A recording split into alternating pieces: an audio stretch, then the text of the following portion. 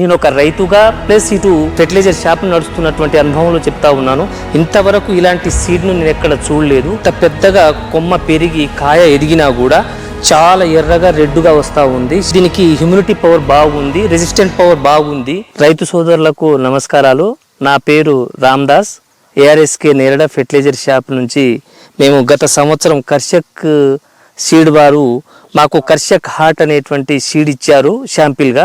అది ఒక రైతుకు నేను నేరడ గ్రామంలో ఒక రైతుకి ఇవ్వడం జరిగింది. ఆ రైతు పొలాన్ని ఈరోజు నేను పరిశీలించడం జరుగుతూ ఉంది.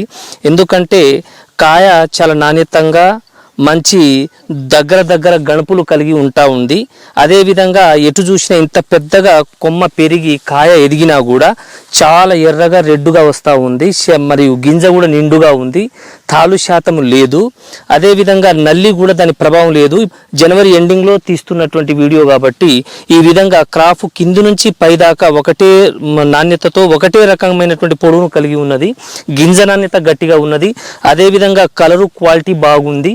మరియు ఇది నేను చూస్తూ ఉంటే నేను ఒక రైతుగా ప్లస్ ఇటు ఫెర్టిలైజర్ షాప్ నడుస్తున్నటువంటి అనుభవంలో చెప్తా ఉన్నాను. ఇంతవరకు ఇలాంటి సీడ్ను నేను ఎక్కడ చూడలేదు. నల్లి కానీ దోమ కానీ దీనికి అటాక్ ఎక్కువ లేదు.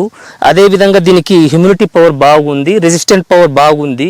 ఈ మొక్క అనేది దృఢంగా నాణ్యతంగా ఏపుగా నల్లగా ఈ మార్చి మన ఫిబ్రవరి ఫస్ట్ వీక్ వస్తూ ఉంది. మరియు జనవరి ఎండింగ్లో చూసిన అదే విధంగా ఉంది. చెట్టును చూడండి, మీరు చెట్టును పరిశీలించిన మామూలుగా నల్లి వచ్చిన దాని పెద్ద ఉధృతి అనేది ఏం కనిపిస్తాం లేదు. ఎందుకంటే దృఢంగా నాణ్యతంగా ఉంది. మొక్క కూడా బాగా ఏపుగా పెరిగింది.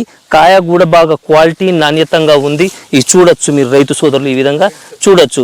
దీనికి విల్టు కూడా రావట్లేదు.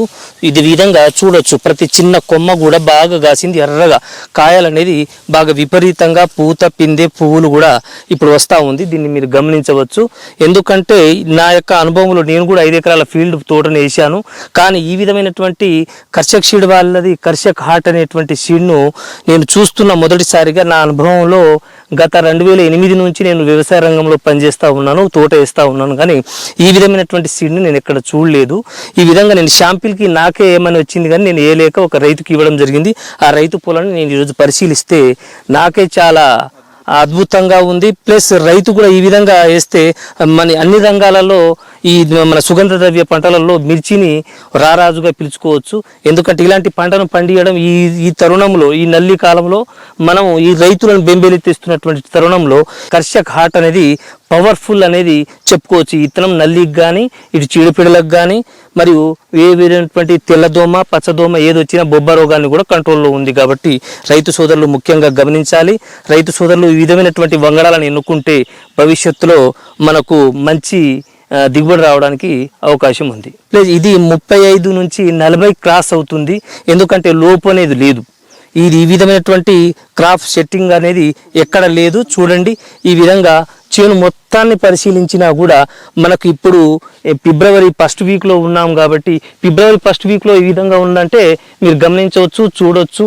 మీరు ఈ విధంగా రైతు సోదరులు గమనించి మంచి విత్తనాన్ని ఎన్నుకుంటారని నేను ఆశిస్తున్నాను. ఇలాంటి విత్తనాన్ని కర్షక్ సీడ్ వారి కర్షక్ హార్ట్ని ఎన్నుకుంటారని, మంచి దిగుబడులు పొందుతారని నేను ఆశిస్తున్నా.